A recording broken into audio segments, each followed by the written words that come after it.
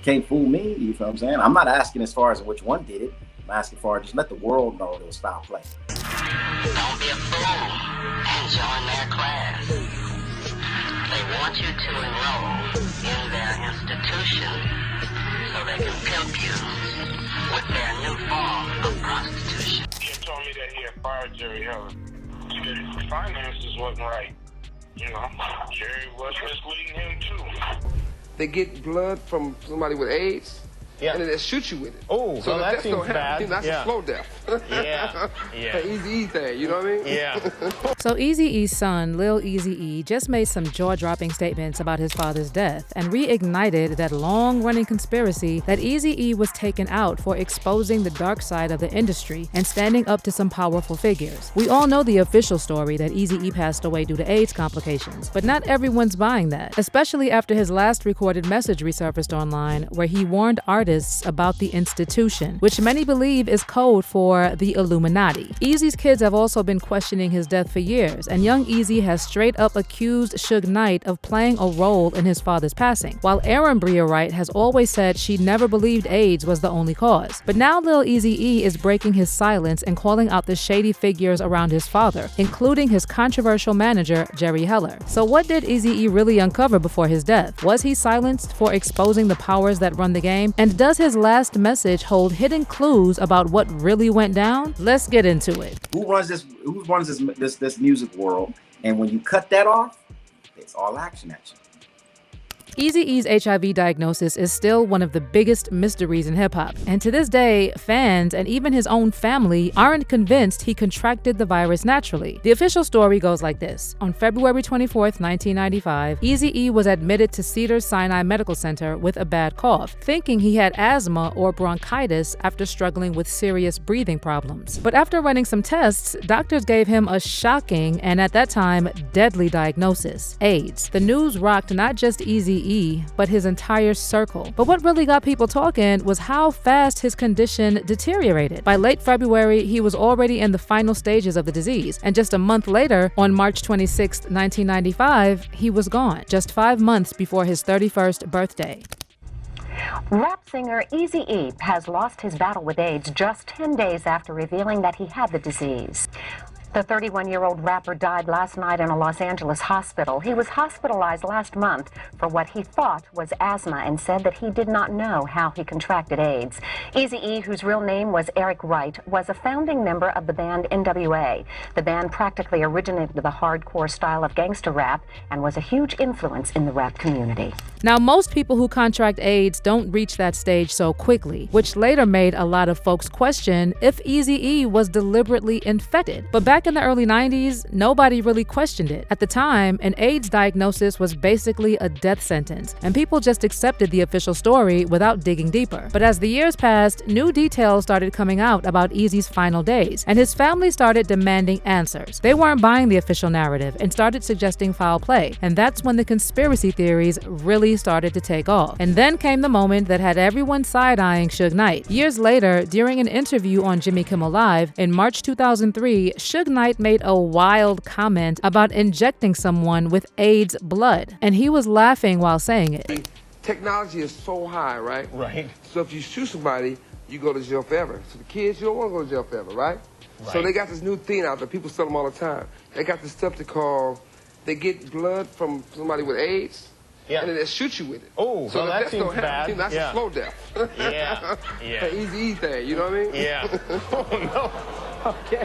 Suge's comments had people connecting the dots between what happened to Eazy-E and the ruthless way the industry moves. And from that point on, more and more fans started questioning what really went down and whether Eazy-E's death was really just an unfortunate tragedy or something way more sinister. Now, at first, most people shrugged this off as just another wild conspiracy, blaming Eazy's promiscuous lifestyle for his downfall. And they figured his death was tragic, but not suspicious. But when Eazy's own kids started speaking out, claiming they believed their father was taken taken out, people started looking at the situation differently. Suddenly, the official story didn't seem so airtight anymore. Then in 2015, Eazy's son Marquise Wright, aka Young Eazy, took things even further. He posted a now-deleted Instagram post featuring a clip of Suge's infamous Jimmy Kimmel interview where he laughed about injecting someone with AIDS. And in the caption, Young Eazy straight up said he always knew his dad was killed. That post set the internet on fire, with fans digging even deeper into what really happened to Eazy-E. Young Eazy wrote, "Maybe they think we're idiots blind to the truth. I don't know. But for you, new fans, youngsters, and people who just don't know much, notice in Straight Outta Compton, Eazy did not get sick until after the studio incident with Suge." And then Young Eazy took it even further, seemingly hinting that Ice Cube knows more about Eazy's death than he lets on. He wrote, "Oh, let's not touch the topic of Ice Cube naming his album Lethal Injection." Now, when it comes to Ice Cube, he actually spoke on these allegations back in 2023 during his appearance on Logan Paul's podcast. But instead of diving into the details, Cube kept it really vague, barely addressing the situation. And this only made fans more suspicious. A lot of people felt like something was off about the way Cube sidestepped the conversation, and it only added more fuel to the fire surrounding Eazy's mysterious death. I don't know. It just sounds crazy.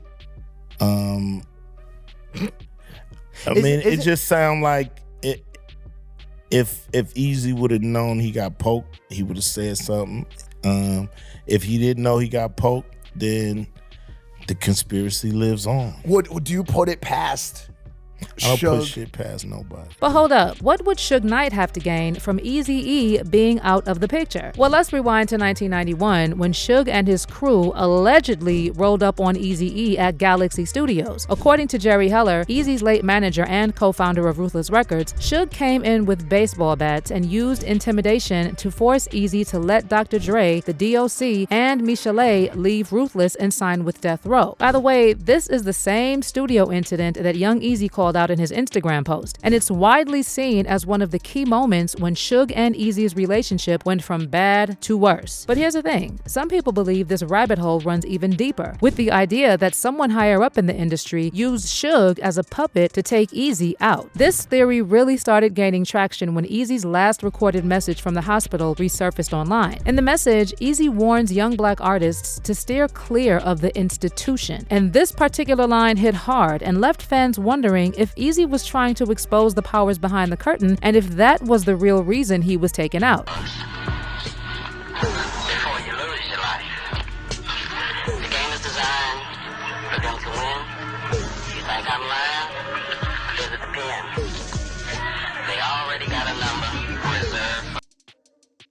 Don't be a fool and join their class. They want you to enroll in their institution so they can pimp you with their new form of prostitution. Now, some people speculated that Eazy was referring to the prison industrial complex in the US, while others believe he was throwing shade at the music industry and even the Illuminati. And then there are those who think Eazy was talking about both because they all seem to be controlled by the same few powerful figures at the top. Now, if we circle back to Jerry Heller, depending on who you talk to, you'll hear two different stories. Some say Jerry made NWA and helped them blow up, while others claim he was the one who destroyed the group from the inside. So after Ice Cube and Dr. Dre bounced, they accused Eazy of teaming up with Jerry to screw them out of their money. But it doesn't end there. Later, rumors surfaced that Jerry Heller was stealing from Eazy too, leading to even more drama behind the scenes. See, right before Eazy passed in '95, he fired Jerry Heller and started telling his close friends that Heller was up to some shady business with the label's finances. Ruthless rapper BJ Knockout told Hip Hop DX that Eazy had records showing millions missing from the label, and that Eazy was convinced Jerry was stealing from him. And then another artist signed to Ruthless, Toker, also backed this up, saying Eazy always blamed Jerry for Cube and Dre bouncing from the group. But here's the real question. Was it just a coincidence that Eazy died shortly after he exposed Jerry and fired him as his manager? Well, Lil Eazy-E doesn't think so. And in a recently resurfaced interview, he flat out said there was definitely foul play involved in his dad's passing.